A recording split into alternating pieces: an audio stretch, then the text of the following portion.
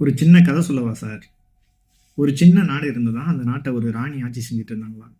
அப்படி அவங்க ஆட்சி செஞ்சுட்டு இருக்கும்போது திடீர்னு உடல்நல குறைவு ஏற்பட்டு அவங்க இறந்து போயிட்டாங்களாம். அப்ப அந்த நாட்டை யார் தலைமையேற்று நடத்துறது அப்படின்னு ஒரு பெரும் குழப்பம் ஏற்படும்போது, அந்த நாட்டை ரொம்ப நாளா அபகரிக்கணும்னு நினைச்ச பக்கத்துல இருக்கிற ஒரு பெரிய சாம்ராஜ்யத்துடைய பேரரசன் ராணி இல்லாத இந்த சமயத்தை பயன்படுத்தி அந்த நாட்டை வந்து தன் ஆளுகைக்கு கீழே கொண்டு வந்தார். அப்ப அவர் தனக்கு விசுவாசமா இருக்கிற யாரையாவது ராஜாவாக்கலாம் அப்படின்னு நினைச்சிட்டு இருக்கும்போது அதுக்கு கடுமையான போட்டி நிலவுது. அந்த போட்டியில ஒரு மந்திரி வந்து ஜெயிச்சு அந்த பேரரசனை வந்து அவர் வந்து கவர்ந்து அந்த ராஜாவா வந்து பதவி ஏற்கிறார்.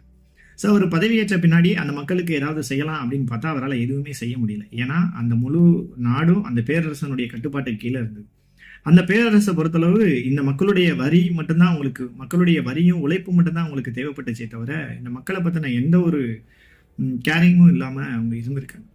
ஸோ இப்படி இருந்த நிலைமையில மக்கள் ஒரு ஸ்டேஜில் நாங்கள் அடிமையாக இருக்கிறோம் அப்படிங்கிறத அவங்க உணர்ந்து அந்த அரசுக்கு எதிராக, அந்த புதிய ராஜாவுக்கு எதிராக அவங்க வந்து ஒரு புரட்சி பண்ணி அந்த ராஜாவை அந்த பதவியிலிருந்து அகற்றி வேற ஒரு ராஜாவை அந்த இடத்துக்கு கொண்டு வராங்க. ஸோ அந்த பேரரசனையே எதிர்த்து அந்த ராஜாவை வந்து கொண்டு வராங்க.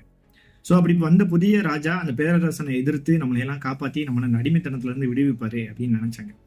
ஆனால் அப்படி வந்த அந்த புதிய ராஜாவும் அந்த பேரரசனை எதிர்க்கிறதையும் விட்டுட்டு தன் மக்களுக்கு நல்லது செய்கிறதையும் விட்டுட்டு அவரும் அந்த மக்கள் கிட்ட வரி வசூலிக்கிறத தவிர்த்து வேற எந்த விஷயத்தையும் செய்யல. இப்படி அந்த ராஜா நடந்துகிட்டதை பார்த்த மக்கள் வந்து ரொம்ப கொதிச்சு போய் இந்த ராஜாவுக்கு எதிராக மறுபடியும் புரட்சி பண்ணி இந்த ராஜாவையும் அந்த ஆட்சியை விட்டு அகற்றுவாங்க அப்படின்னு பார்த்தா, இல்ல நாங்க காலங்காலமா அடிமையாவே இருந்து பழகிட்டோம், ஸோ நாங்க அடிமையாவே இருந்துக்கிறோம் அப்படின்னு வந்து சொல்லிட்டு சுயநலமா வாழ பழகிட்டாங்க. ஸோ இப்போ அந்த ராஜாவும் அவரோட ஆட்சியில அவர் என்ன செய்யணும்னு நினைச்சாரோ அதை செஞ்சுட்டு இருக்காரு. மக்களும் அவங்களுக்கு நாட்டை பற்றின அக்கறையும் இல்லாமல், ராஜாவை பற்றின அக்கறையும் இல்லாமல் அவங்க சுயநலமாக வாழ பழகிட்டாங்க. இப்போ அந்த நாட்டுக்குள்ள ஒரு பிரச்சனை வந்திருக்கு. அதை அந்த ராஜாவும் அந்த மக்களும் எப்படி ஹேண்டில் பண்ணுறாங்க அப்படிங்கிறத பொறுத்து இருந்து பார்ப்போம்.